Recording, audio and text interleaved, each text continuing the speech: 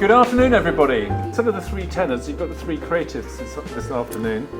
And we're going to talk a little bit about what we all do, but actually, grouply, we're going to talk about craft in the world of design. So before I kick off, I'd like to just introduce my two neighbours here. On my left, we have Ian Callum. Ian is one of the country's greatest car designers. I think he caused quite a quiet revolution in the last few years of actually just breaking the mould of design, of not going for the classic, but just breaking that tradition and give us something new, which has actually become the new classic, I think, in many respects. Classic, yes. And one of those new classics you can see outside, and this wonderful new Sky car, and I'm hoping that we can talk a little bit and glean out how you got there with it. On my right, I've got Dominic Sebag-Montefiore, put my teeth back in, and Dominic is the creative director of Edward Sexton, which is where you are now. Last year here, Edward Sexton himself I interviewed him, and it was a great pleasure to be able to do that. And Edward did great things with Savile Row. It used to be like this. It used to be all very much closed doors and who are you?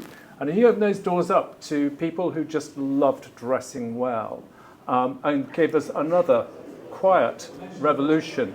But that now has been taken over by Dominic, who's going to take it through and give us, and I think you are giving, the public a new way of dressing really well, certainly in the flavour of what Edward Sexton created, but actually showing us nice, new, different things for a new generation.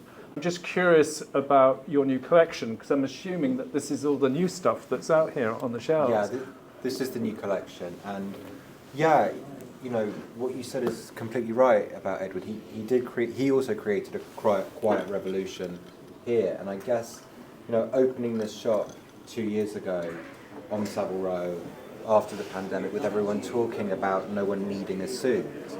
You know, we're trying to create a very quiet revolution, and it's very much making really beautiful clothes that give people a reason to wear Savile Row tailoring. Mm-hmm. I think, as you say, the suit has become, it's not become obsolete, it's just changed its definition, hasn't it? And I think looking here, there's a majority of men. I know you do tailor for women as well, but as men, when we get to a certain age, we become invisible. And we all wear navy blue or grey, and that's it. We don't have much of fun. Well, actually, here's your chance to be a little bit more creative and look really stylish and not silly, which it works very well. Where it's existing is that, as you're saying, that the suit is sort of lost. It's not obsolete, but its anchor to what it means is broken. Yeah. And we're at a time where that can be redefined on an individual level, and we're trying to do it as a business and representing Savile Row. And Ian, there's a new thing outside. It's not navy blue. It's not navy blue. No. It's quite sexy. But I do wear a navy blue jacket. You do. I'm sorry about that. Yeah. That will change soon. It's very sexy. Tell us about it. What's the story behind the car? Well, we wanted to design our own car, really. I mean, I think the design engineering department always have this ambition to build their own object. We actually work for other clients. We do an eclectic mix of products, from whiskey bottles to chairs, as you know, and supercars and all sorts of things. And it's great fun. And I enjoy it, and the team enjoys it. But ultimately, we want to do our own car because if working for other people is, well, it's all right, it's good fun, but doing your own car is probably the best thing.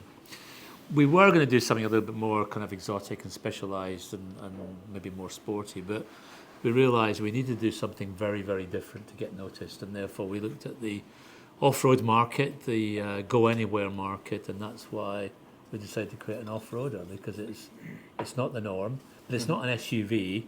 It's not something which is massive and truck-like. Would you call it a beach buggy? I would say it's more of a beach buggy than an SUV. Yeah. And I don't see that as a derogatory term.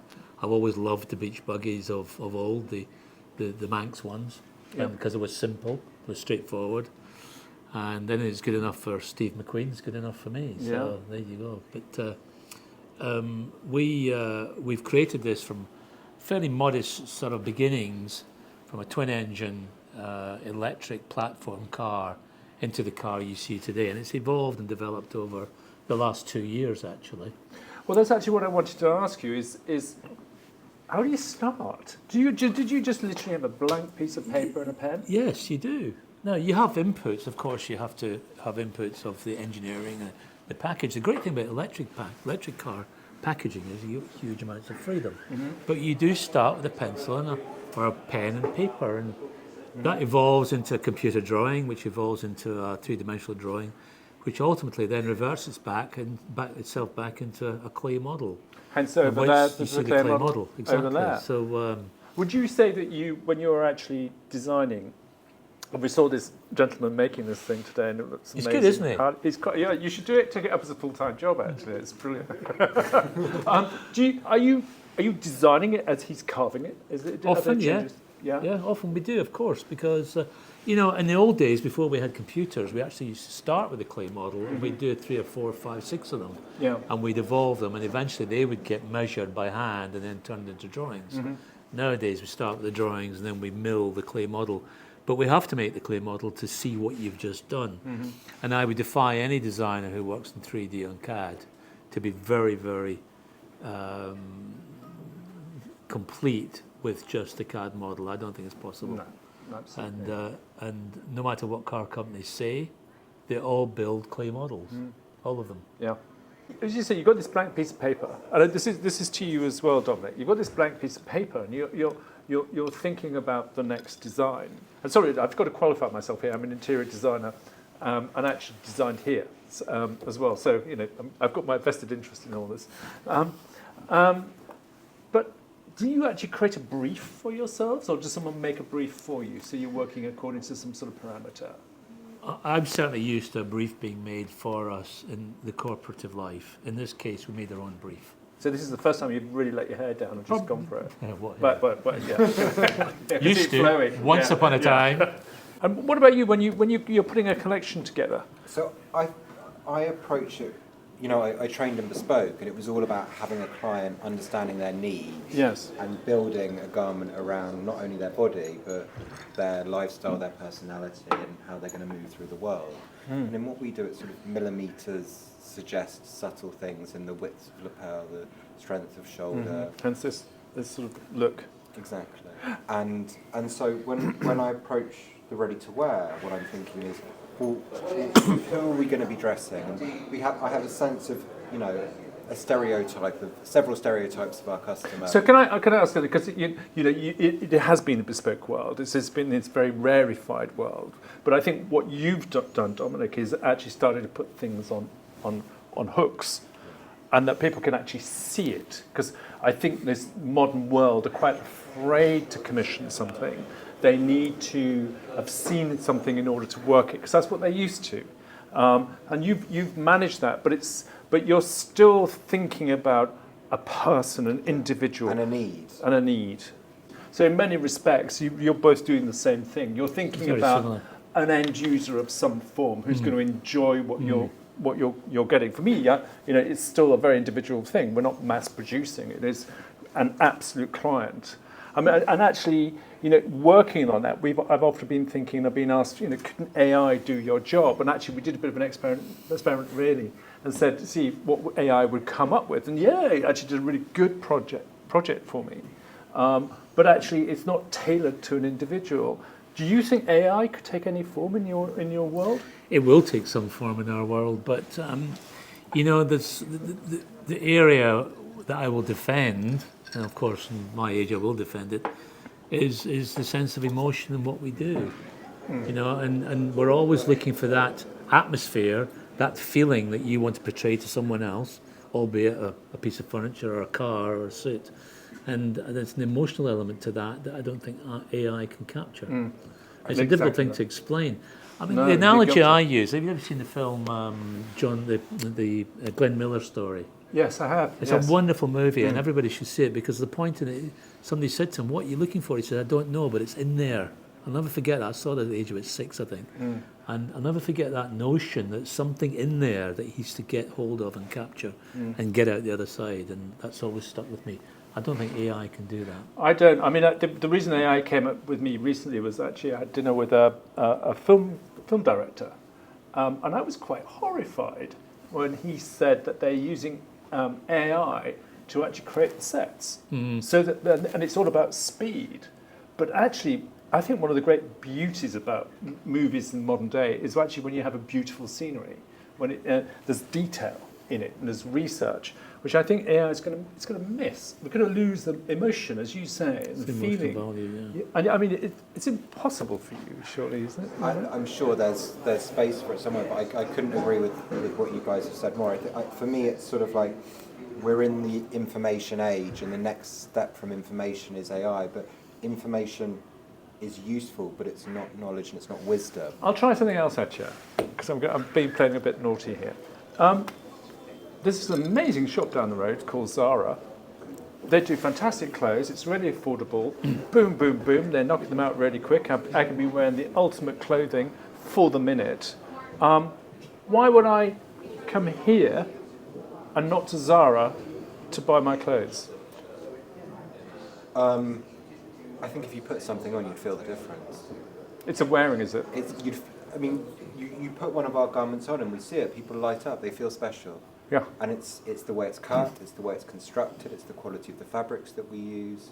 Because you also do, it's a sort of semi-bespoke, isn't it? You're putting one of these jackets on, but you're not just going to walk out the door in it. You're going to go shape it. I think one of the ultimate goals in life as a man is actually to have your own suit made. They're damn useful for weddings and even your own funeral, maybe. But I remember standing in front of the mirror with Edward and you, and they balanced my shoulders out. You probably had the same experience. And I'm thinking, I thought my shoulders were fine. But what Edward said to me, he said, "This suit's navy blue, but when you go out, people look at you and know that you're well dressed, but they won't know why." And I have to say, the first time I went out in it, you got these flashes of people looking at you. And actually, it was a simple clothing. And so the tailoring really does work. There's a reason and a good reason for a suit. And from the bespoke to the offshore bespoke to the made-to-measure to the ready-to-wear, there are people who are working here, lots of them who are passionate, who we train well, who come with great skill sets. Yeah. And they can give somebody who doesn't know that advice, that consultation, and help turn. Well, I've seen your cutters. I've seen those. They're architects. It's an amazing craft, and I put that to you. I mean, we're reading in the press now that we're going to get inundated with Chinese imports of cars, and they're temptingly cheap. But I'm going to sound crass. What is the difference? What are you going to get? Well, we don't know yet. I think that's part of the issue.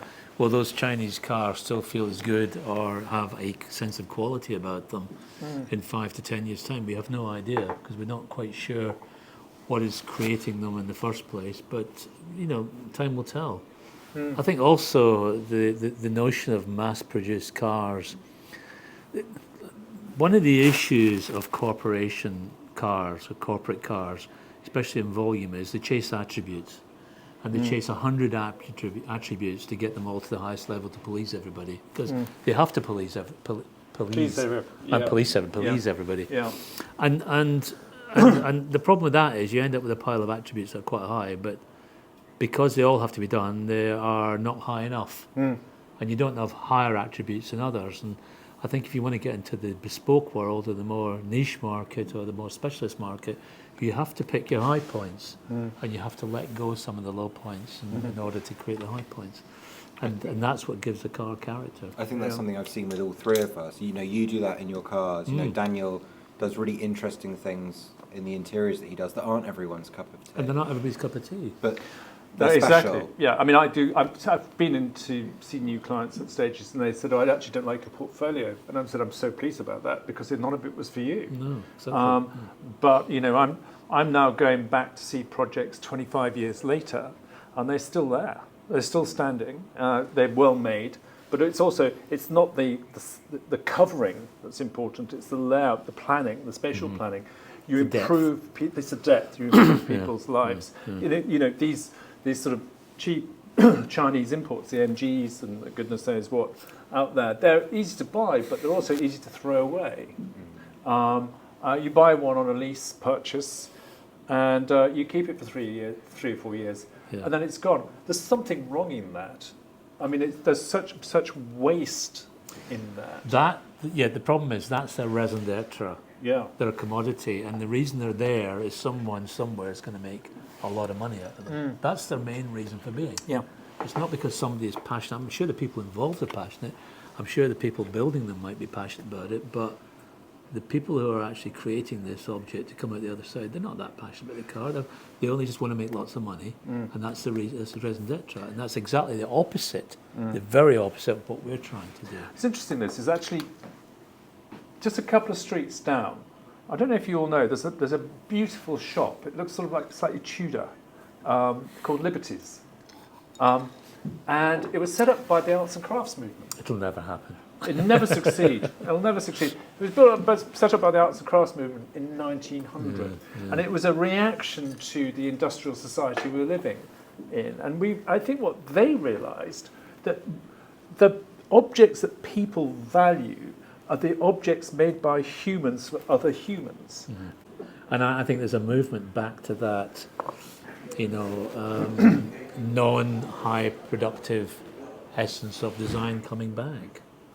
So it's low production.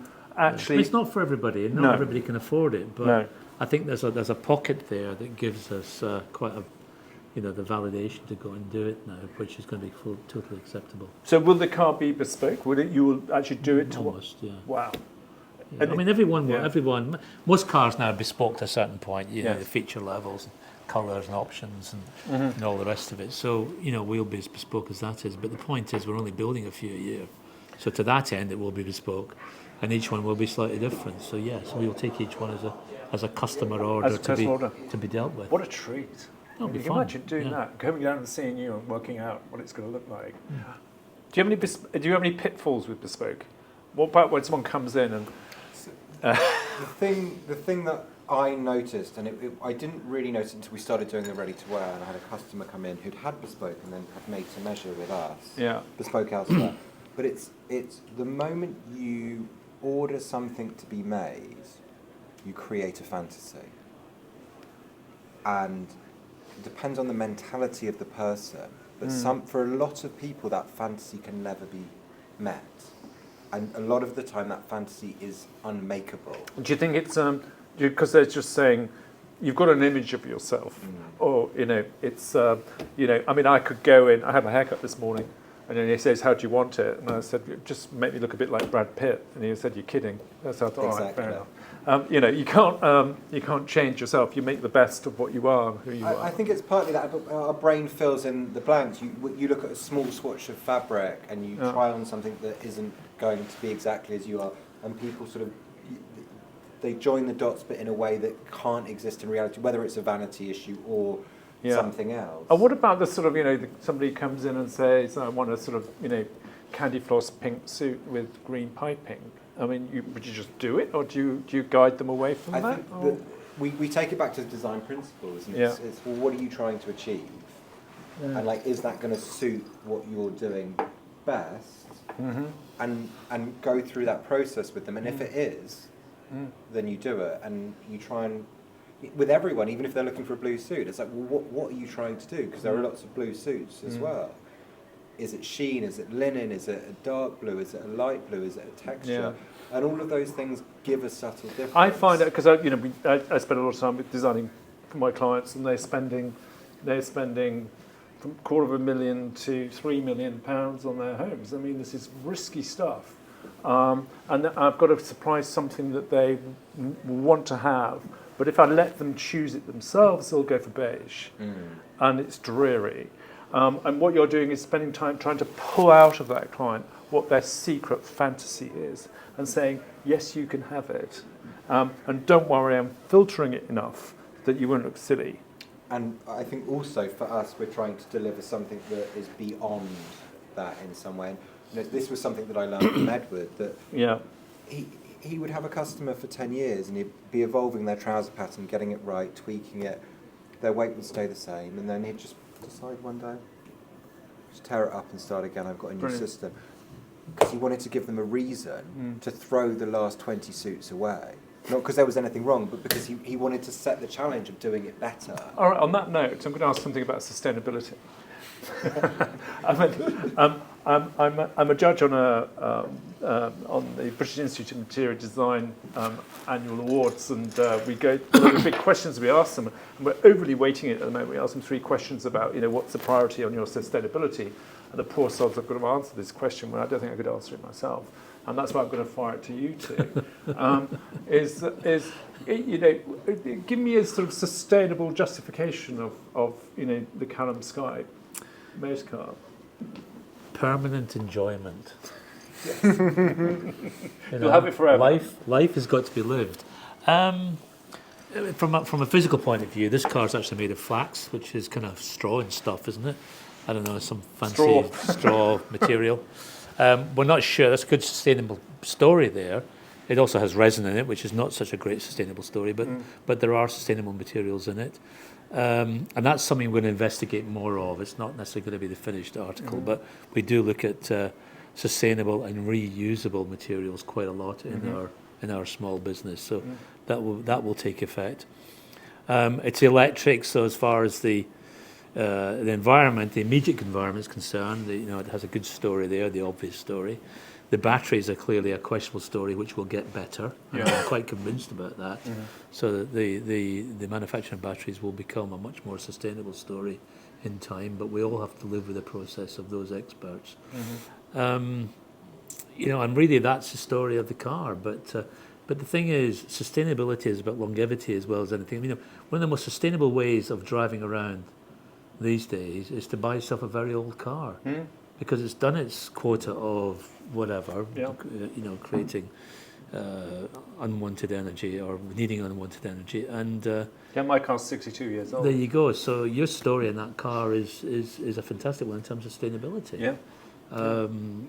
And I think if you create things that people want, and I wasn't really joking. I said, you have it forever. You want something, you want to keep it. It's desirable. And how many fridges have you bought? You've kept for 15, exactly. 20 years. But I keep the car, and I keep the suit. Yeah. I'm still wearing suits when I was 21 years old, because they were bespoke, handmade suits. That was the first present I had from my uncle. He said, "You will need a proper suit." I wish mine still fitted me. But it just goes to show that there is a heart and soul, and that's about the individual in design. Yes, you're going to pay more, but you're going to have something that you keep forever.